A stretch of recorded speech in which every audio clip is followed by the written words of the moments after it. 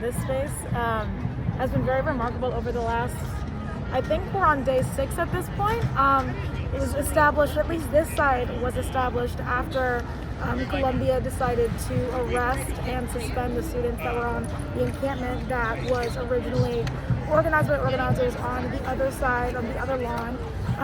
And then completely autonomously, students in solidarity with their peers that were recently suspended, and then also in alliance with the 3 demands with the original encampment, they decided to create this entirely new one, which was very, very, I think it was really like encouraging to see that like the solidarity of the students is substantially stronger than any amount of repression that the university can throw at us.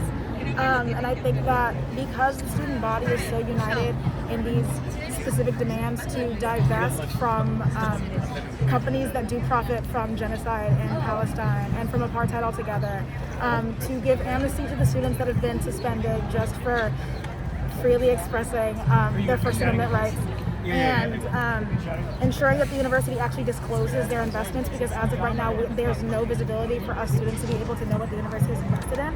I think that there's something that's so powerful about students deciding to unite over this incredibly important cause that we have been watching unfold and become worse and worse over the past 6 months. And the vibes here have just been absolutely remarkable. There's been programming that's cultural, there's been educational programming, teach-ins, drum circles, like just about everything that you could imagine that could make a space both rooted in a deeply important cause, but then also welcoming and a place that people do actually want to stay. 1968 protests, yes. So the protests that we saw unfold just initially, and then this one additionally, are very much in continuation of Columbia's very long tradition of protest. In 1968 specifically, there were students that were protesting against segregation, against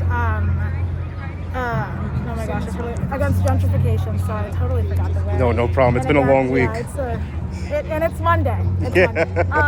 Against segregation, against gentrification, against the Vietnam War, and they decided to occupy multiple buildings and staged an incredibly long and steadfast protest to ensure that the universities not actively were profiteering, ensuring that they're not allowed to just continue gentrifying Harlem, which they've been doing for a very, very long time.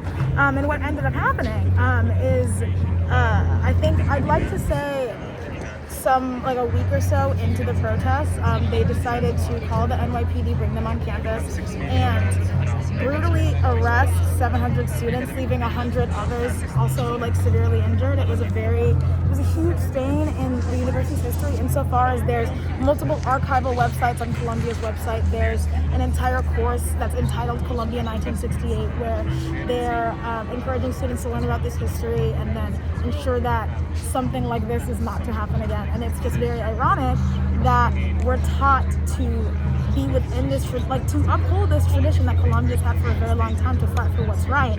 But at the same time, when students do try to do that, they're met with such severe repression. In this situation, calling the NYPD back onto campus to arrest students for the first time in over 50 years. Yeah, I mean, I think there's been a little bit of a morale shift in the sense that I think that, for better or for worse, I think that seeing the university's really insane response to student protests has brought so many people together, because I feel like most people on this campus can agree that, including faculty, which I don't know if you were here for the faculty rally earlier, that students should not be penalized for expressing their First Amendment rights to protest, to petition, to doing all of these things that we've been encouraged to do for so long. So the original encampment, I think the morale was still amazing there, but I think there's so many more people here because people really want to show support, not only for the students that were suspended, but then also for the larger movement for a free Palestine. We're, in the grand scheme of things, we're a relatively small piece of history, right? Because insofar as we have this encampment here, there's been so many others that have popped up around the country, and it's so emotional to see the incredible solidarity and people continuing to escalate to ensure that we do indeed see a free Palestine within our lifetime, and that our universities are no longer complicit in the genocide, because we don't want to see the dollars that we pay to this university go there either. Yep. Because that makes us complicit as well, and this is like the absolute least that any of us could do to ensure that we see a better future when we actually do go off into the workforce, become real big grown people. Please. My name is Khymani, Khymani. Last name James, James. James, all right. And you are? I am a student here at Columbia College. Which major? I'm majoring in political science. And you're speaking for the encampment, right? What was that? Are you speaking for the encampment? Are you? I am not necessarily speaking for the encampment. I am just one of the people who is willing to give the one-on-one interviews that you all requested. Yes, thank you very much for doing that. How long have you been camping here? What was that? How long have you been camping here? I've been camping here for several days, ever since the first encampment on the opposite lawn.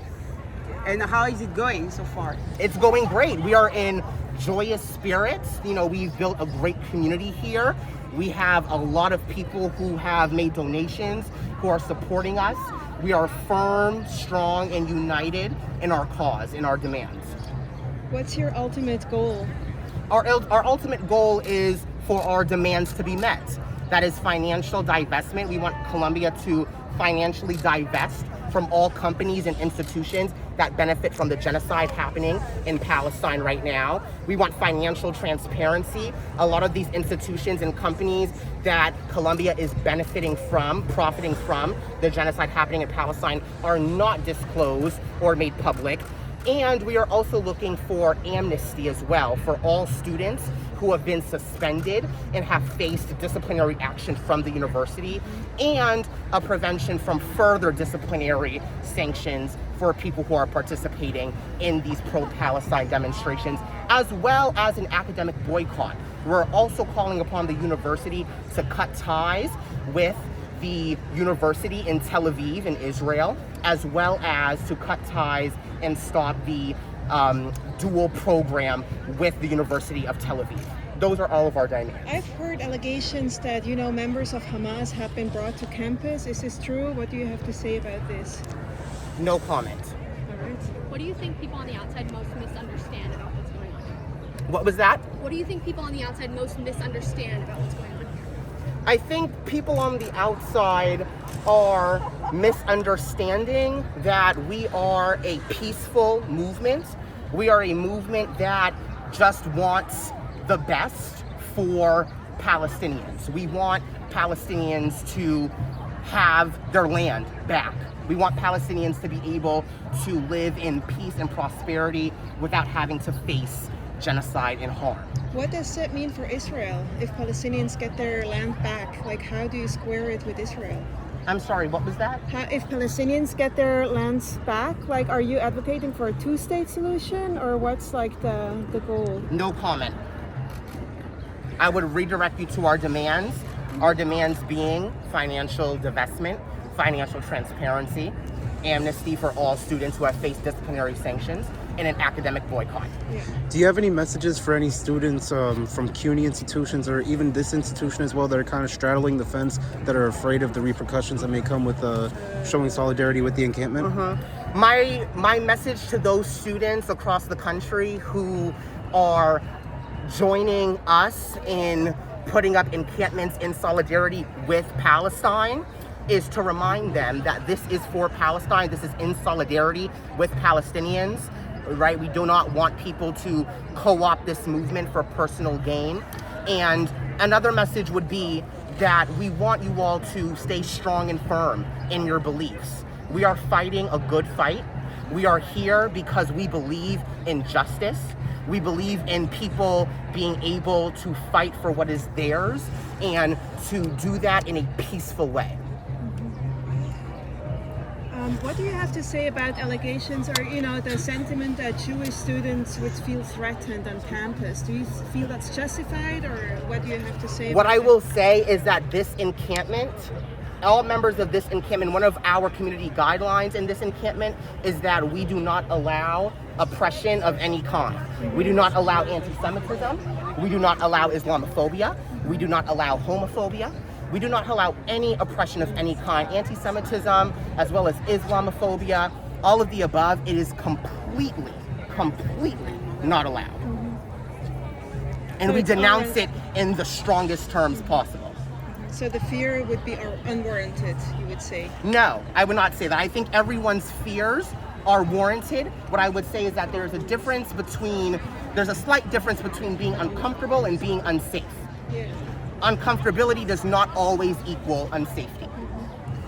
And do you have a message for the other students who are setting up encampments right now in solidarity with the encampment happening here? Well, again, my message would be, when you're setting up your encampments at other universities, do not do it in solidarity with Columbia University, but rather do it in solidarity with the Palestinians who have been facing a decades-long genocide and a decades-long system of apartheid. It's very important that our message is being clearly communicated. And my message would also be, again, to stand firm in your beliefs. I know it may be scary, the idea of facing disciplinary actions from your university, but everyone plays a role in this fight. Everyone plays a role in this fight for justice, in this fight for anti-colonialism. And it's very important that people are standing firm in their beliefs. And are you guys working with a decentralized form of leadership, or is there more like central groups or organizations that run the space? I'm sorry, can you repeat the question? Is the leadership more decentralized here, or is there like core organizations or people that you would point the press to, or even just outside people to as leaders of this? We have a democracy within this encampment. All members' voices, ideas, and perspectives are valued. And I would point you to our programming that we have daily. Every single day, we start with an assembly and we end with an assembly where all members of the encampment are invited to hear updates about what's been going on within the encampment, outside of the encampment, negotiations with the university, and all ideas and perspectives are welcomed. And we also have amendments that are voted on time to time. Quick question I have. Obviously, this seems to be you're in for the long haul unless the situation is resolved, which I commend. How would you deal with the New York City Police Department and various campus security if they try to do what they did on Thursday again? How would your group deal with that? No comment on that.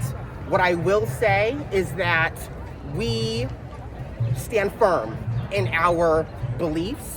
We stand firm in our demands, and we, as Quad and SJP have made publicly known, will not be leaving until our demands are met. What has been the interaction with the university? Have there been any talks with the administration? I would direct you to our lead negotiator, who is not here right now, but if you stick around, I could possibly find them. All right.